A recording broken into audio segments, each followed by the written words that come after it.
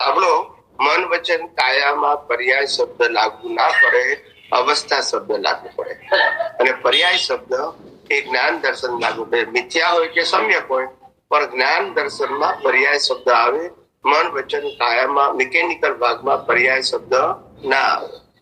ને તમે પ્રશ્ન કઈક કરેક્ટ પૂછો તો જવાબ આપું ને, એમ કહું છું. પર્યાય શબ્દ જડને લાગુ ના પડે. મન વચન કાય ની બધી ક્રિયા મિકેનિકલ છે, તેમાં પર્યાય શબ્દ અવસ્થા આવે. પર્યાય શબ્દ જ્ઞાન દર્શનમાં લાગુ પડે. મિથ્યા કે સમ્યક બંનેમાં પર્યાય શબ્દ લાગુ પડે. પર્યાય એટલે અવસ્થાનું જ્ઞાન. શું કહેવાય? એને પર્યાય કહેવાય. અને બ્રહ્માંડનું જ્ઞાન એને કેવળ જ્ઞાન કહેવાય. અને બ્રહ્માંડની સમજ એને કેવળ દર્શન કહેવાય. અને અવસ્થાનું જ્ઞાન એને પર્યાયનું જ્ઞાન કહેવાય. પણ જ્ઞાન દર્શન ને શબ્દ લાગુ પડે, મન વચન કાયાને ના લાગુ. સમજાયું? એ જ્ઞેયમાં જે ઝળકે એને પર્યાયનું જ્ઞાન કહેવાય. જ્ઞેયમાં જે ઝળકે એને પર્યાયનું કહેવાય. આપણે જ્ઞેય એટલે પ્રકાશવાની શક્તિ.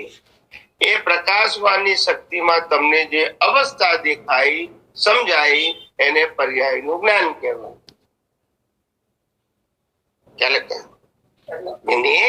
જ્ઞેય એ સ્વભાવને લાગુ પડે. જોવાનો, જાણવાનો સ્વભાવ. પછી જોવું જાણવું શું છે એ અવસ્થાને લાગુ પડે. તમને રિલેટિવ સત્ય દેખાય છે કે સનાતન સત્ય? તમને પ્રકૃતિ દેખાય તો વિનાશી જ્ઞાન છે. તમને પ્રકૃતિમાં પરમાત્મા દેખાય તો અવિનાશી નું જ્ઞાન છે. તમને પ્રકૃતિ કરતા દેખાય તો વિનાશી જ્ઞાન છે. તમને પ્રકૃતિ કુદરતી રચના દેખાય તો અવિનાશી જ્ઞાન છે. જે દ્રષ્ટિનો વિષય, ક્રિયાનો વિષય, આધ્યાત્મનો માર્ગ એ મન વચન કાયાનો વિષય નથી. મેં અનેક વખત કીધું છે, રિલેટિવ ને રિયલ જોઈ શકે, આત્માને જોઈ ના શકે. આત્મા કોઈનાથી જોઈ શકાય નહીં. આત્મા જોવું એ પ્રતિષ્ઠિત આત્માનો પ્રશ્ન નથી. ફક્ત આત્માનું નિશ્ચય કરવાનો અને આત્માના ગુણોની ભજના કરવાનો સ્વભાવ પ્રતિષ્ઠિત આત્માનો હોઈ શકે.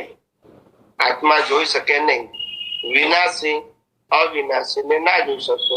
પ્રતિષ્ઠિત આત્મા વિનાશી જોઈ, અવિનાશી વિનાશી અવિનાશી ને ના જોઈ શકે. ઇન્દ્રિયો ક્યારે આત્માને ના જોઈ શકે. સમજી શકે બુદ્ધિથી,